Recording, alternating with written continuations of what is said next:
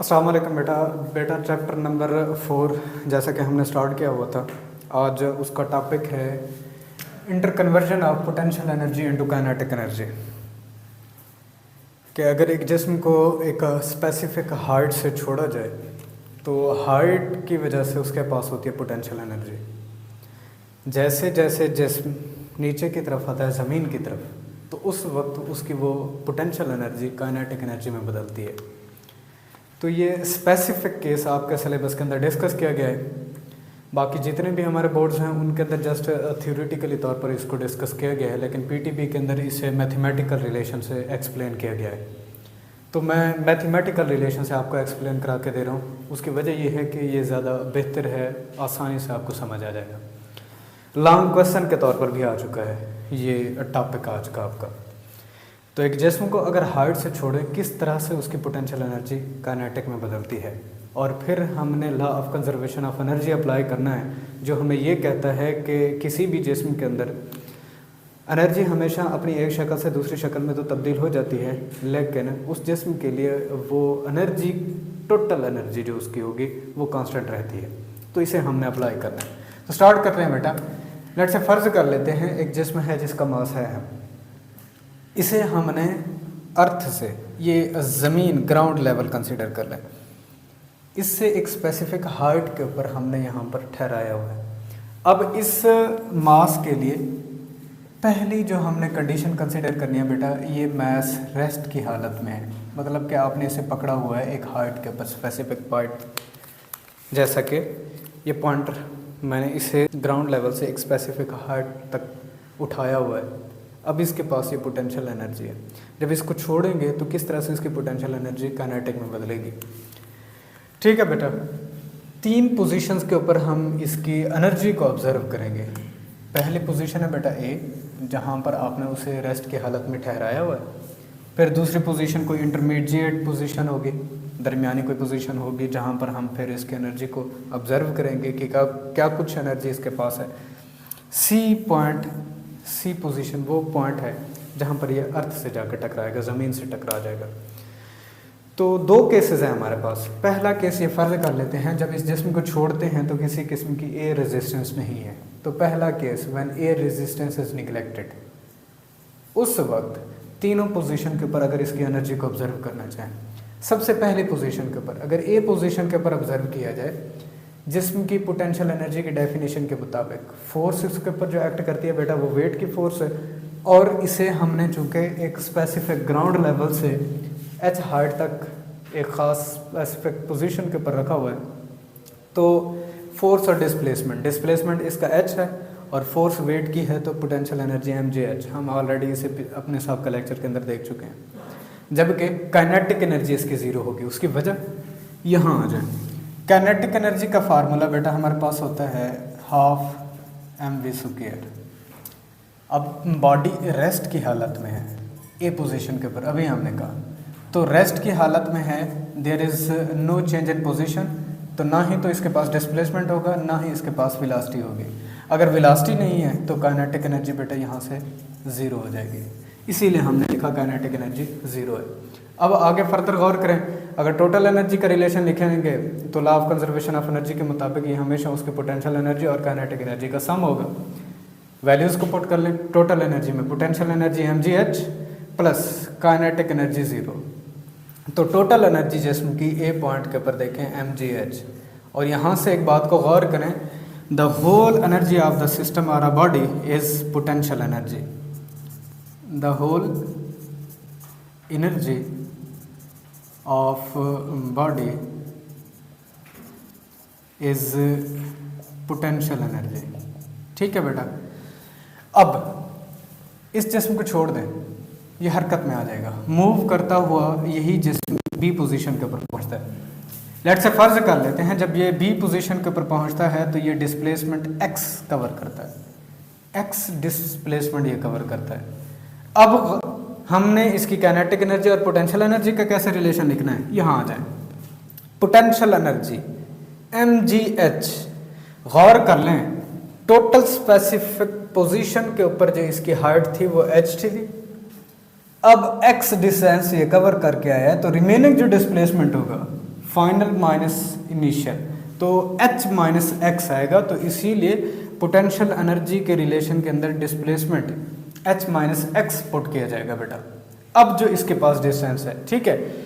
और kinetic energy का formula half M we square, लेकिन वी बी स्क्वायर मैंने यहाँ पर लिखा हुआ है, बी एज अ सबस्क्रिप्ट, ये जाहिर कर रहा है कि इस मास m की काइनेटिक एनर्जी बी पोजीशन के ऊपर है, और जो इसके पास वेलोसिटी होगी वो वी बी भी इसीलिए लिखी गई है कि ये बी पोजीशन के ऊपर इसकी वेलोसिटी है, ठीक है बेटा। अब इसको रीअरेंज करेंगे। थर्ड इक्वेशन ऑफ मोशन के मुताबिक हम जानते हैं 2as बराबर है V F square minus we I square. अब चूंकि जिस्म फ्री फॉल के अंदर रह रहा है, ग्रेविटेशनल एक्सेलरेशन होगा, पहली तो कंडीशन यहाँ पर ए जिस्म के ऊपर जो एक्ट करेगा वो जी होगा। दूसरा एस यहाँ से गौर करना चाहें तो ये देखें, अब इब्तदाई तौर पर रेस्ट की हालत में था तो इनिशियल वेलोसिटी भी जीरो हो जाएगी।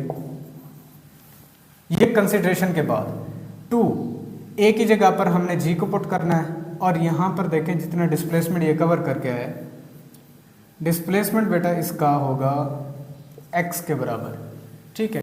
s को हमने x पुट करना है, और इधर से vi की जगह पर 0 और vf final velocity b position के ऊपर पहुंचने वाली वेलोसिटी vb से अगर इसको जाहिर कर दें तो यहाँ से vf स्क्वायर को लिखा जा सकता है vb स्क्वायर। 2 a की जगह पर g बराह रास्त लिख लें बेटा, या चले रहने दें, आगे कन्वर्जन कर लेंगे इसकी। s x के बराबर है और वी एफ का स्क्वायर वी बी का स्क्वायर है, तो यहाँ से we B square.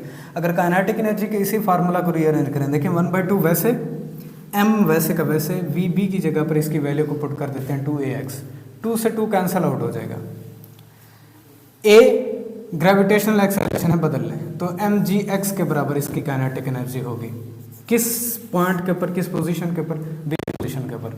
Total energy of the system B position के ऊपर क्या होगी? अगर उसको कैलकुलेट करना चाहेंगे तो कितनी कुछ पोटेंशियल एनर्जी है बी पोजीशन के ऊपर और कितनी कुछ काइनेटिक एनर्जी है बी पोजीशन के ऊपर, इन दोनों का सम कर लेंगे।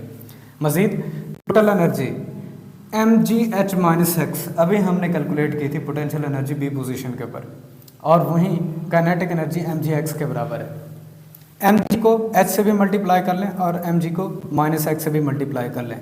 h के साथ मल्टीप्लाई करेंगे mgh बनेगा, माइनस एक्स के साथ मल्टीप्लाई करेंगे तो माइनस mgx बन जाएगा, और इधर से प्लस mgx ऑलरेडी मौजूद है। एक प्लस की टर्म है, एक नेगेटिव की टर्म है, कैंसल आउट हो जाएंगे। टोटल एनर्जी अब भी बी पोजीशन के ऊपर देखना चाहें mgh के बराबर है, तो एट बी पोजीशन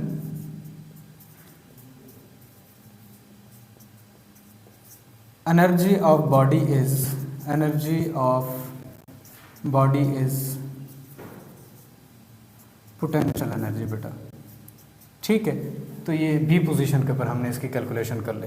इसी तरह से अगर सी पोजीशन के ऊपर इसको ऑब्जर्व करें तो सी पोजीशन के ऊपर चूंकि ये ग्राउंड लेवल को टच करने लग जाता है तो पोटेंशियल एनर्जी इसकी ज़ीरो, क्योंकि इसकी हाइट अब बाकी नहीं रही, तो इसीलिए पोटेंशियल एनर्जी ज़ीरो हो जाएगी। काइनेटिक एनर्जी का फार्मूला वही रहेगा हाफ एम वी स्क्वायर, लेकिन सी पोजीशन के ऊपर स्पीड को अगर ये कंसिडर कर लिया जाए कि ये वी सी के बराबर है, सी एज अ सब्सक्रिप्ट पोजीशन को जाहिर कर रहा है, ठीक है बेटा, तो इसीलिए half M we square. Third equation of motion को फिर से इस्तेमाल कर लें, 2as बराबर है V F square minus we I square. V i पहले भी जीरो थी, अब भी जीरो रहेगी क्योंकि इनिशियली तौर पर रेस्ट की हालत में था। वी एफ को बेटा आपने लिखना है वी सी, ठीक है, सी पॉइंट के ऊपर वेलोसिटी।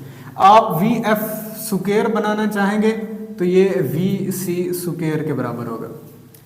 ए ग्रेविटेशनल एक्सेलरेशन है, एस अब गौर करें जितनी हाइट थी दोबारा से प्लेसमेंट इतना कवर कर चुका है, तो एस एच के बराबर अब हो जाएगा वी एफ स्क्वायर। अब वी एफ को हमने वी सी स्क्वायर से तब्दील कर लेना है, तो ये वी सी स्क्वायर बराबर होगा 2gh के। काइनेटिक एनर्जी का ये फार्मूला हाफ वैसे एम वैसे लिखेंगे, वी सी स्क्वायर इसकी जगह पर हमने बेटा लिखना है 2gh, 2 से 2 कैंसल आउट हो जाएगा और इधर से mgh बनेगा।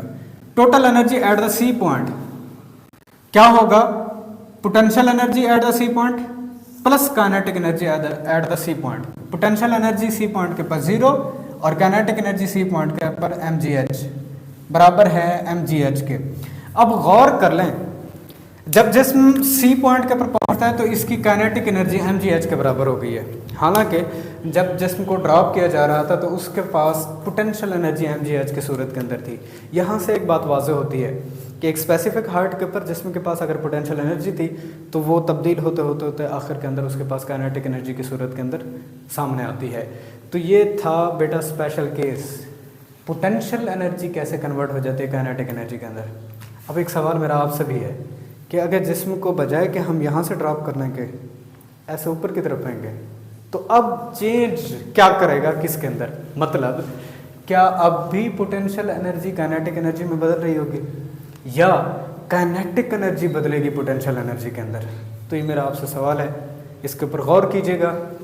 अगर आपने इस सवाल का आंसर ढूंढना है तो इंशाल्लाह हमारा नेक्स्ट लेक्चर इसी के ऊपर होगा, ठीक है। एंटी टेस्ट की जितनी MCQs इस टॉपिक में से बन सकती हैं उनके ऊपर हमारा एक लेक्चर है, हम उसे देखेंगे बेटा। अब दूसरा केस, इसके अंदर देखिए बेटा, लॉस इन पोटेंशियल एनर्जी। जैसे जैसे जिस्म गिर रहा है वैसे वैसे उसकी पोटेंशियल एनर्जी के अंदर कमी आती जा रही है। आगे गेन इन काइनेटिक एनर्जी, और उसकी काइनेटिक एनर्जी बढ़ती चली जा रही है, आखिर के अंदर मैक्सिमम काइनेटिक एनर्जी उसके पास आ जाती है। अब जब एयर रेजिस्टेंस हमने निगलेक्ट की थी तो उस वक्त ये हमारे पास आया और इसे law of conservation of energy कहते हैं, ठीक है बेटा, law of conservation of energy. अब अगर एयर फ्रिक्शनल फोर्स मौजूद हो, उसको अकाउंट आउट किया जाए, शामिल किया जाए, लेट्स से फर्ज कर लेते हैं फ्रिक्शनल फोर्स है F। अब गौर कर लें, फ्रिक्शनल फोर्स हमेशा मुजाहमती फोर्स है, अपोजिट किसी भी बॉडी के ऊपर एक्ट करेगी, ठीक है। अब जिसमें ऐसे ड्रॉप हो रहा है, फ्रिक्शनल फोर्स उसके ऊपर अपोजिट डायरेक्शन के अंदर मौजूद होगी। अब इस केस के अंदर हमेशा याद रखिएगा, अगर फोर्स और डिस्प्लेसमेंट के दरमियान में एंगल 180 डिग्री का बन रहा हो, दोनों एक दूसरे के अपोजिट हो, तो हमेशा जिस्म के ऊपर वर्क डन नेगेटिव होता है। तो डिस्प्लेसमेंट H चूंकि कवर कर रहा है तो आप इसको H कर लें, कोई इसके अंदर मुश्किल नहीं है। तो अब यहाँ से गौर कीजिए, loss in potential energy plus होगा गेन इन काइनेटिक एनर्जी। अब पोटेंशियल एनर्जी दो हिस्सों के अंदर बढ़ जाती है बेटा, तकसीम हो जाती है। पहले तो जिस्म की पोटेंशियल एनर्जी होगी और इसके अंदर कुछ ना कुछ हिस्सा एयर फ्रिक्शन के अगेंस्ट खर्च हो जाएगा। आखिर के अंदर फिर ये जाकर सारी के सारी काइनेटिक एनर्जी के तौर पर आपके सामने आएगी। अब इसको रीअरेंज करना चाहेंगे तो लॉस इन पोटेंशियल एनर्जी बराबर होगा gain in kinetic energy plus work done. तो यहाँ पर इसकी दूसरी डेफिनेशन बन जाएगी बेटा, लॉस इन पोटेंशियल एनर्जी बराबर होगा gain in kinetic energy plus work done. तो ये आपने जहन में रखना है। अब दूसरा केस क्या है वो इंशाल्लाह हम अपने नेक्स्ट लेक्चर के अंदर इसको डिस्कस कर लेंगे। तो ये था बेटा आज का आपका एक टॉपिक, छोटा सा टॉपिक है लेकिन पंजाब के अंदर काफ़ी मरतबा इसको लॉन्ग क्वेश्चन के तौर पर भी पिक आउट किया हुआ उसने, क्योंकि ये मैथमेटिकल रिलेशन है, बहुत आसान है, सिंपलर है। इसके बाद ही इंशाल्लाह अपने नेक्स्ट लेक्चर में मिलेंगे। इजाज़त दीजिए, अल्लाह हाफ़िज़।